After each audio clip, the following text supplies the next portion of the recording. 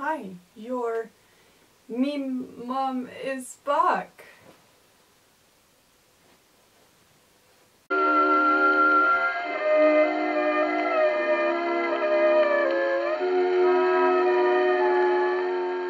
You may be wondering why I am dressed in such unusual clothes. The reason is simple. I'm unemployed and I have way too much time on my hands, and I'm spending that time showing you how to get ready in 1808.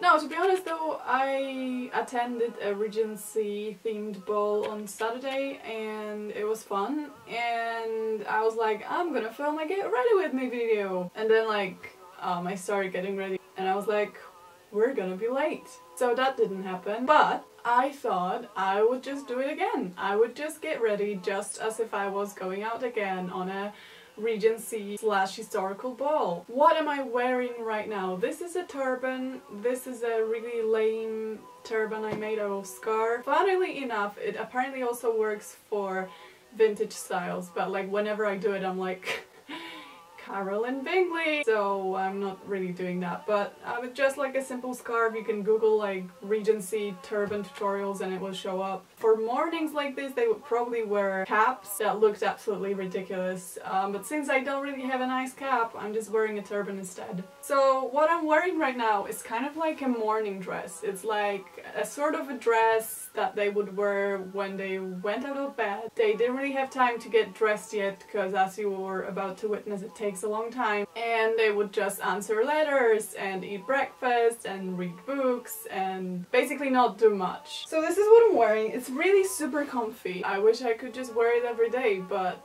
since we receive a lot of packages, so I'm gonna start with getting rid of my glasses because they're not very Regency appropriate, if I may say so. That's the annoying thing about being blind and doing historical stuff, is that you can't see much if you don't wear your glasses, and if you wear your contact lenses, that is kind of historically inappropriate.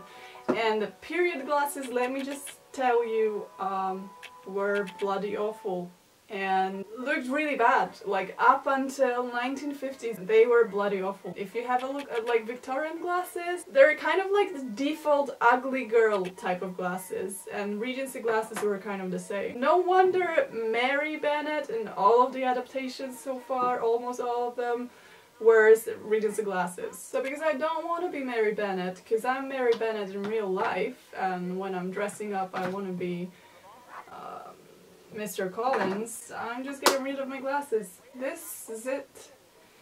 Is splendid. Okay, I got rid of that. So I'm moving on to my Regency kind of makeup routine.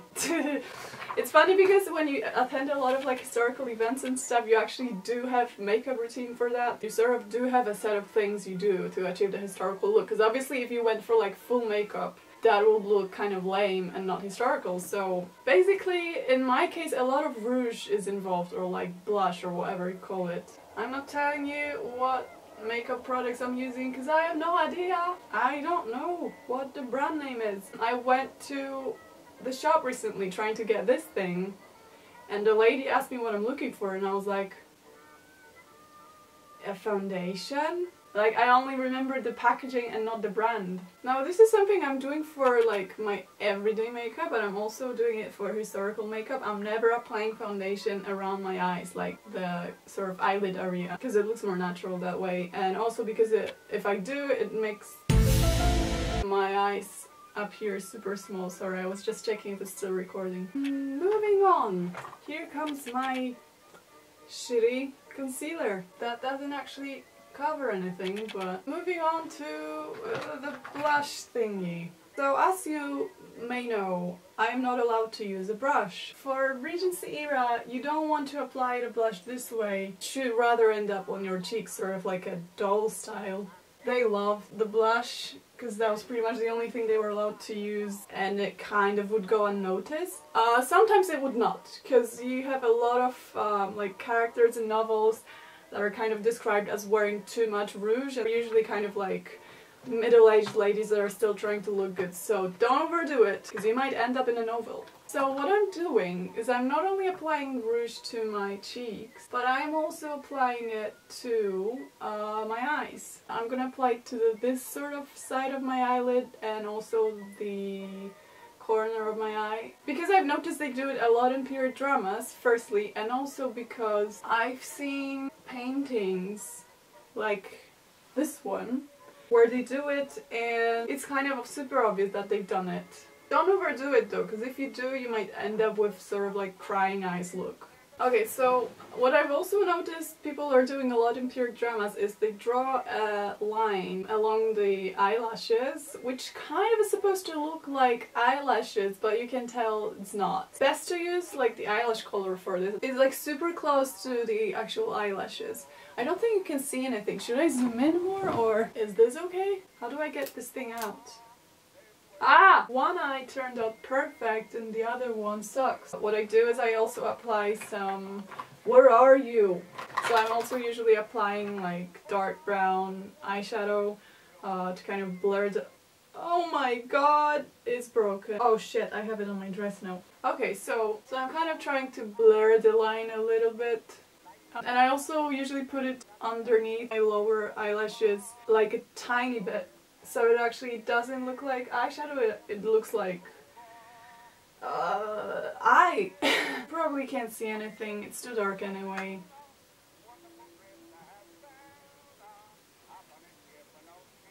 Oh shit, I forgot my eyebrows. As you may know, my eyebrows are usually done in about 10 seconds.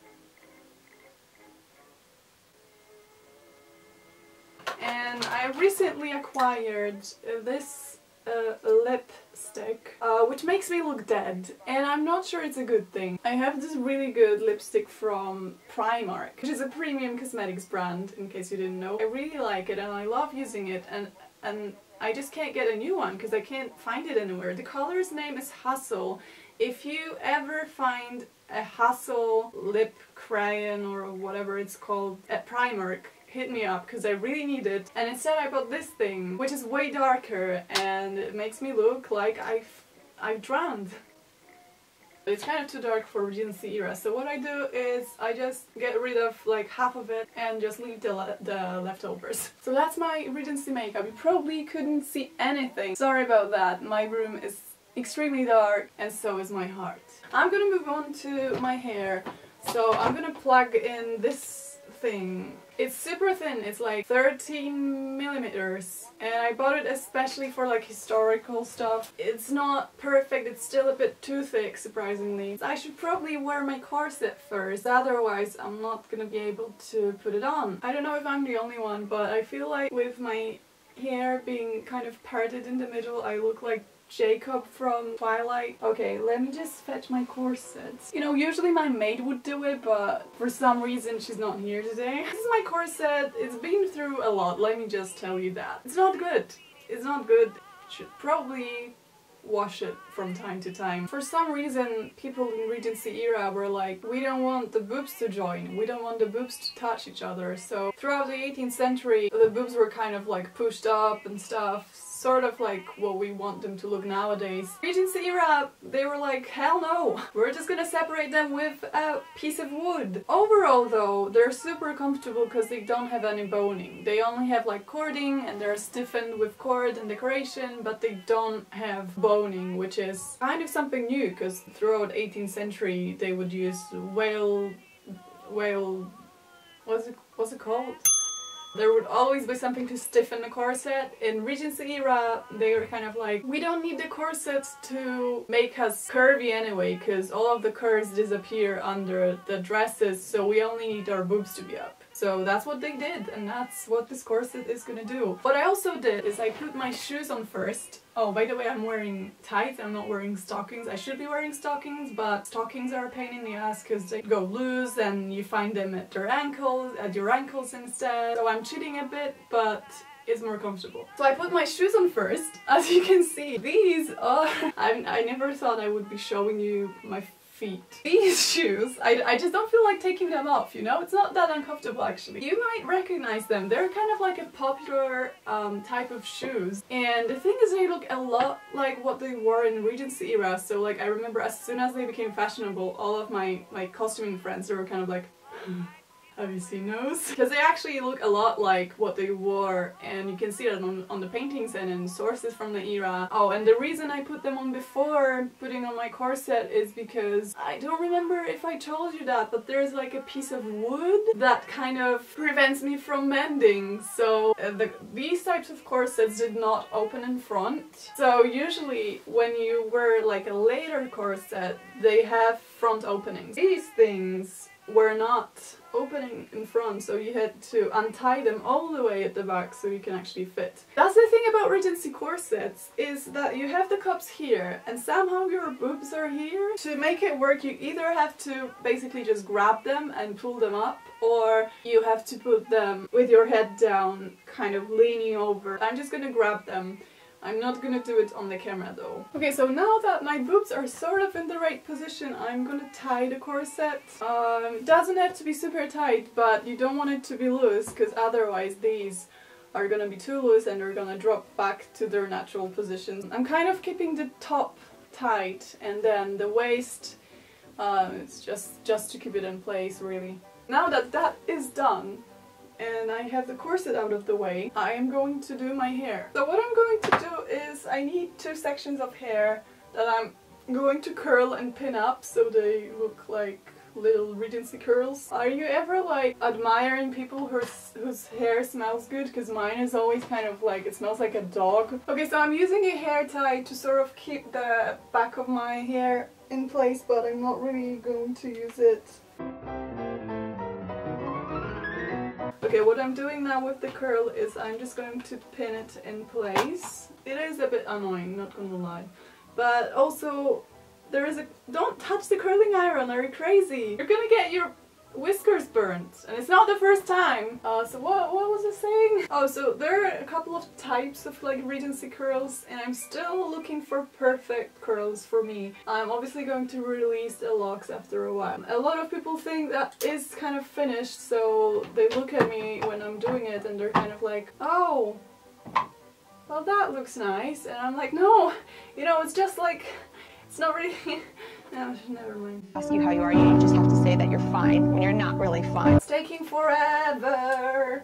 This video is gonna be so long. No one's gonna watch it anyway. Okay, one side done.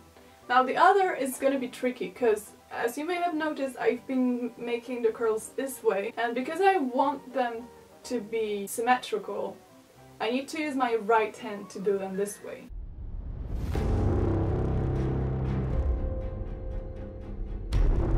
Why do I feel like this side is longer than the other? Get out!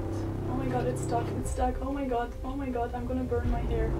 It's stuck, oh my god, how do I get it out? Oh my god, it's actually stuck.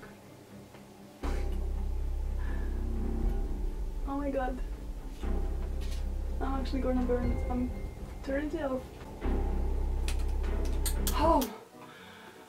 Wow! I was about to become a viral video. That was stressful. That was stressful. You know what? Maybe I'm just gonna stick to my left hand instead. Regency curls are not worth it. Sucks either way, actually. You know what? I'm using my left hand and it still sucks. Oh, maybe because I turned it off.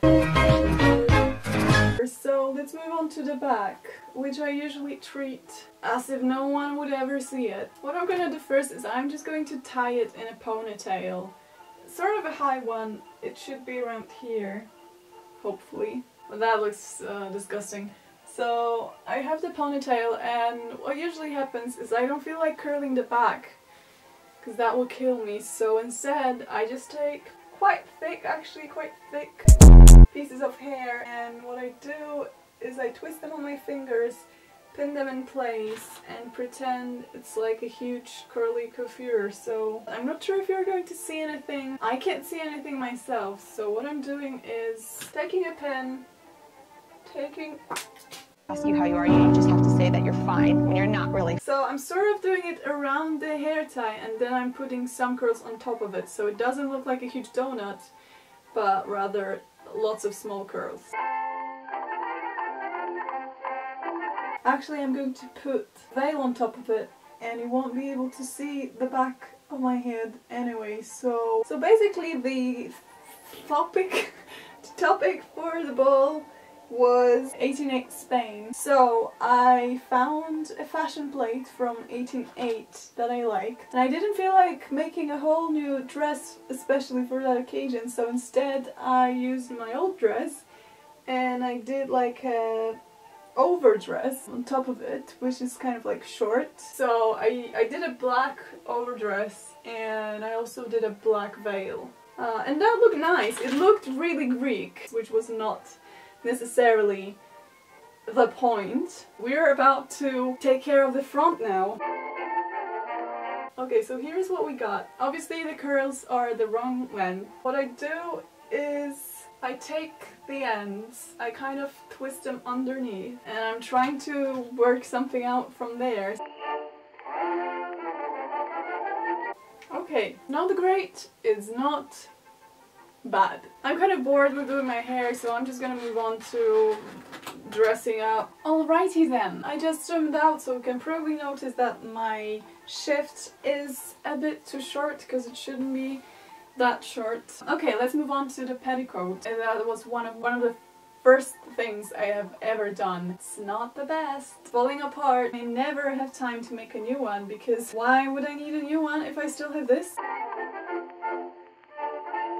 So the petticoat is there mainly because you need to protect the dress, because dresses were usually made from really expensive fabric stuff that you really didn't want to dirty up or destroy in any way, so you would wear this. And also the hem of the skirt didn't get that much dirty if you had a petticoat underneath, because it was cleaning the path. Next thing is the dress. The dress that I did not iron, but I guess that's historically accurate, isn't it? It looks funny because this is the back and the front is right here, and what happens is you put the back on first and then you pin the front on. This is called bib front. Okay, bib front is the name. Probably can't see anything. See, this is why you need a maid. This is what the front looks like. You have literally the front. This should actually be made with buttons. To be completely honest, I don't like how buttons look. I just need to tie it. It's good to have a friend to do that for you. It might seem complicated, but you know, it's not impossible. One of my friends have sewn herself into the dress because she didn't have time to make, you know, closings and stuff, and that was the back of her bodice. This is the whole dress. Sorry if it's really weird, but my room is too small for me to stand up. So I need to assemble those odd positions so that you can fully admire my dress. Why am I doing this? And next up is the overdress. So it looks like that. It's see-through, as you can see. It's black and it's made of a fabric that didn't really exist back then. This is what the overdress looks like. It's longer at the back, shorter at the front, just like in the fashion plate. I decorated it with gold tape. Don't do that. Very bad idea. Very bad results. Okay, let's move on to my favorite part, which is decorating and bling and jewelry and everything that's shiny and cool. I'm gonna start off with the thing that's not actually shiny, which is my veil. So I'm just pinning it on top of my fake bun or anything with bobby pins that I've lost. They use different kinds of veils from what I've seen. Some of them are really thin and small, like they're literally just pieces of fabric hanging from your hair. Some of them are basically, they look like blankets, like the size of them. It really depends what you're looking for and what you're going for. I'm basing this look on like Spanish fashion plates, so it's big. So this thing is done. I really wish you could see the whole thing. So what I'm putting on top of it is comb. My dad helped me, so it's not really my job. He cut like a piece of metal and he glued it to like a plastic comb, and then I glued the rest. So like, you know, I would do a tutorial if it wasn't that lame. It looks better from, you know, distance. So the way I'm putting it on is, I might actually use a mirror for that, is I'm gonna put it right here where the veil sort of starts. And then I bought a shitload of the red beads, and I still have a shitload of them left if anyone wants to buy some. So I also made a necklace and earrings. Okay, so the jewelry is here. What's left is gloves. If you didn't wear gloves to a dance party like this, you were considered gross. Everyone is sweaty, everyone is wearing gloves. So if you don't wear gloves, your sweat is going to be left on everybody else's gloves. Mine are vintage, I guess. I bought them on eBay. Do you have any tips on how to clean gloves like this? Because these are made of leather, but they're not shiny or anything. They're just more like suede. Now, essentials. So what you need to have with you when you enter the ballroom. Obviously you need a fan, because if you don't have a fan, you're gonna end up looking like a sweaty old man. I cannot begin to stress how many times fans have saved my life, either my fans or my friends' fans. And I just realized how you can take what I just said out of context and it sounds like I'm a celebrity. I cannot begin to stress how many times fans have saved my life. So what you also need at a ball is a dance card. This one is actually printed out especially for the ball I just attended. As you can see, it is empty. That's because we didn't use them though. No, it really is. And it's usually like a list of dances and places where you can write down names of your partners, because you don't always dance with your own partner. It's actually really bad if you do, especially in the Regency era. It can even be called improper. This is my bag where I can fit both of those. My cell phone. And I made it especially for the occasion because I was tired of crappy reticles, because that's what it's called. It's basically like a bag. And then the last thing is a shawl, which is the longest shawl I could find, and it's still way too short because Regency shawls were usually around 3-4 meters long. So like officially the shawl was supposed to keep you warm. Actually it was more of a show off because they were so expensive, because they were made of cashmere and stuff. And let me tell you, when you're in a ballroom, it is very unlikely that you get cold. Yeah, I don't think that was their purpose. I think it was just like, I can afford the cashmere shawl, so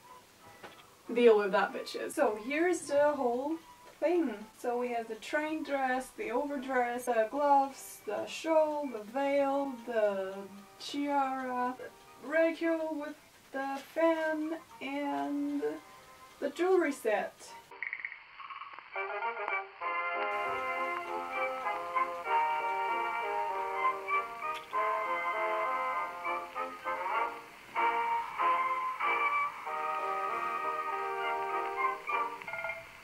Trying to be pretty here, okay?